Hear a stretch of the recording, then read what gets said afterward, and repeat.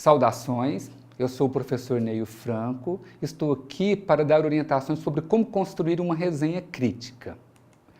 O que é uma resenha crítica? Resenha é um resumo crítico de uma obra. Essa obra pode ser um livro, um texto, uma dissertação, uma tese, uma monografia. Importante lembrar que a resenha é um texto corrido, contínuo, ele não vai conter nem partes, nem seções, nem capítulos na sua estruturação. Vai ser constituída a partir de quê? De parágrafos. Primeiro, pensar na formatação. A minha sugestão são margens de 2,5, tanto superior e inferior, direita e esquerda. Parágrafos, com recuo de 1,5 centímetro, que seria uma tabulação lá no computador, no teclado.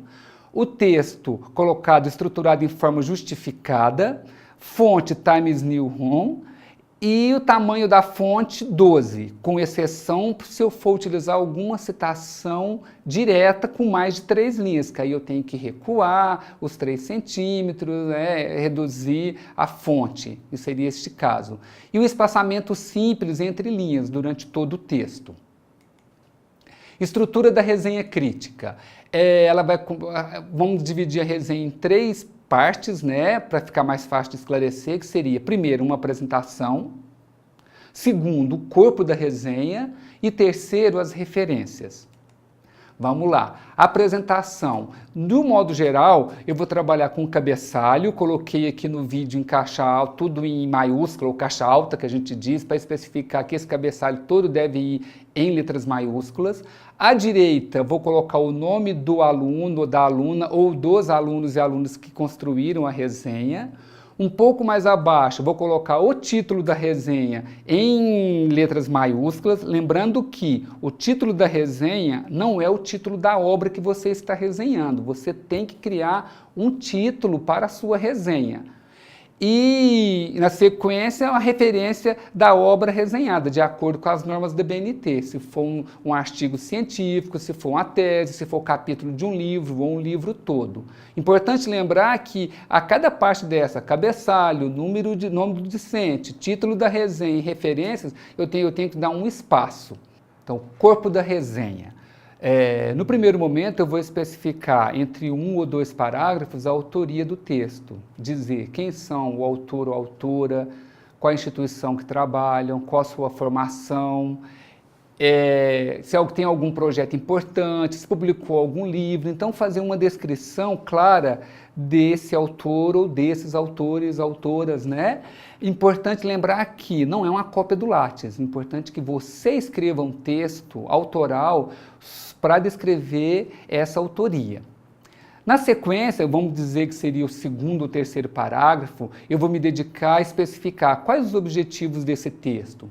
Tem um problema de pesquisa esclarecido? Qual a metodologia utilizada? Foi uma pesquisa de campo, uma pesquisa bibliográfica, é uma revisão de literatura? Qual é o campo teórico que essa pesquisa se situa? É deixado claro, por exemplo, é no campo das teorias críticas, do marxismo, é no campo das teorias pós-críticas, do pós-estruturalismo, com enfoque nas teorias de Michel Foucault, por exemplo. E também vou especificar qual que é a estrutura da obra.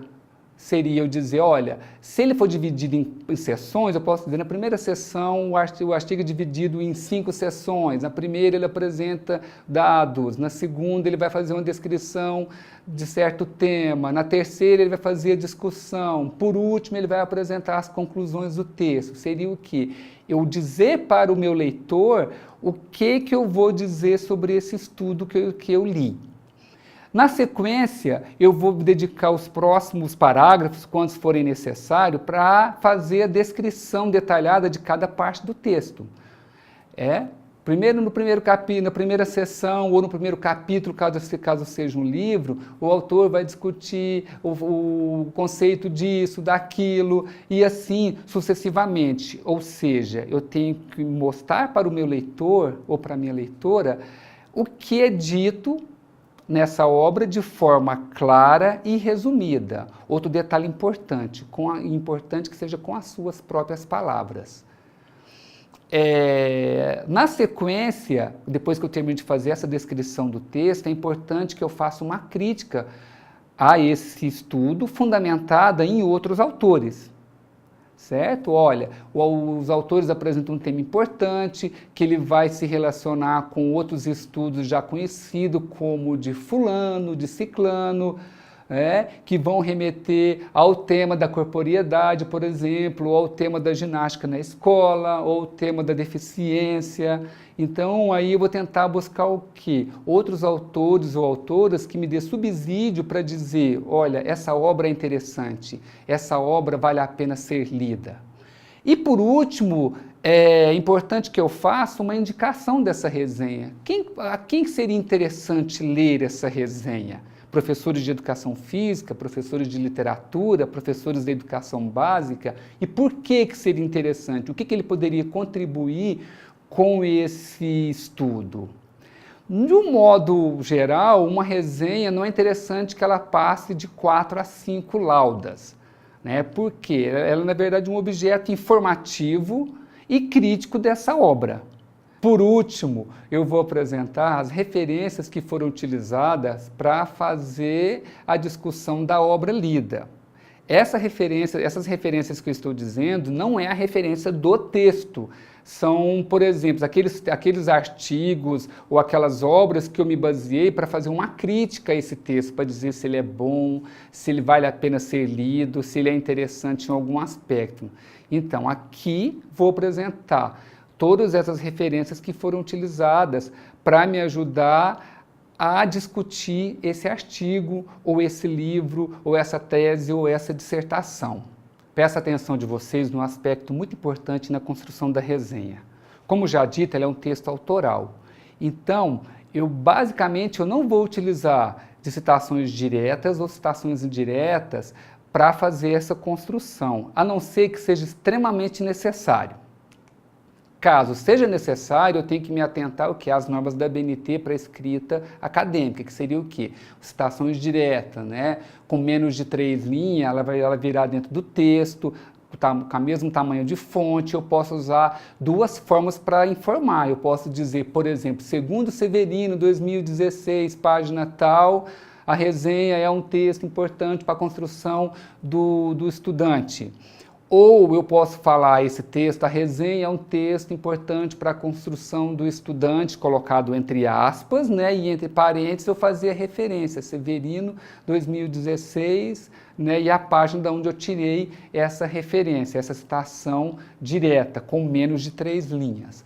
Ou, caso seja necessária a utilização de uma referência com mais de 3 linhas, então ela virá recuada e com uma fonte menor daquela que o texto foi construído. Então eu posso utilizar ou a fonte 11 ou a fonte 10. E da mesma forma, no final, colocar os autores, né, que eu estou utilizando, o ano e a página. A citação direta, ela é uma forma de eu dizer com as minhas palavras, né, o que um autor ou autora diz sobre determinado assunto, e depois apresentar a referência dessa autoria no texto. Por exemplo, como pode ser esse processo na minha escrita acadêmica? De acordo com Santos 2006, a corporeidade é um processo importante na construção do sujeito. Segundo Franco 2005, o corpo apresenta várias dimensões, que são elas históricas, sociais, culturais. Outro exemplo, Salles 2006 e Franco 2006 descreve o conceito de corporeidade como uma possibilidade de vivenciar várias dimensões do corpo e da cultura na sociedade. E Carmo, Santos e Matos, 2006, entende que o corpo, ou a educação física, ou a deficiência. Então, na verdade, eu estou trabalhando com exemplos de como eu posso trabalhar com a escrita numa citação indireta. Bom, aqui eu encerro as minhas orientações sobre como construir a resenha crítica, lembrando que eu disponibilizo para vocês o modelo mais especificamente para que vocês possam assistir o vídeo e se orientar a partir do modelo. Então, um grande abraço a todos e a todas.